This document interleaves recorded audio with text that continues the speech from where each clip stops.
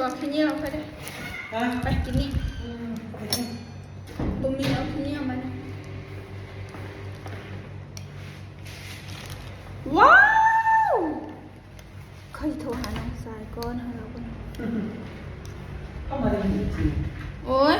กินตัวนี้ แค่จะเห็นหน้าป้าในมอนิ เจ้าก็กินดิ